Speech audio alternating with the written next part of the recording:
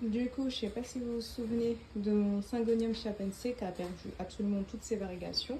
Et là, en fait, je pense que je vais tout couper, tout mettre en eau, garder un nœud de chaque et en espérant qu'il y en a certaines sur lesquelles ça repart. Par exemple, là, je vois ici, sur cette partie-là, on a encore quelques briques de variegation sur la tige principale. Et je me dis, ça peut peut-être aider. Il y en a certaines, par contre, où il n'y a rien du tout, il n'y a que du vert. Comme par exemple sur la nouvelle, là. Et je regarde sur le reste ici. Par exemple, là, on voit qu'il y a des variegations là. Sur celle-ci, il y en a un petit peu ici aussi. En tout cas, pas sur toutes les tiges, mais il y en a certaines où il y en a encore. Donc je me dis, je vais tout couper parce que de toute façon, là, pour le moment, ça ne me donne rien. Voilà, voilà.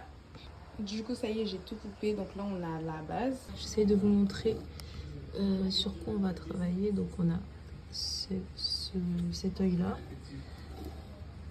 En bas, je vois pas d'autre. On a cet œil-là aussi. Et on a cet œil-là. Donc il y en a 3. Là, pour le coup, je crois que j'ai jamais eu autant de backup. Là, j'ai fait le tri. Ici, on a toutes celles qui ont que du vert. Et là, ici, on a celles qui ont une petite partie de la tige qui ont des variations.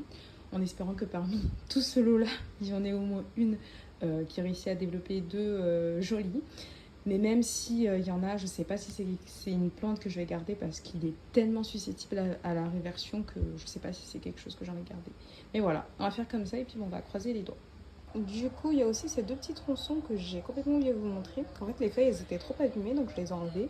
Au niveau des yeux, on voit qu'il y a une toute petite part de variegation. Bon, en vidéo, on voit que dalle.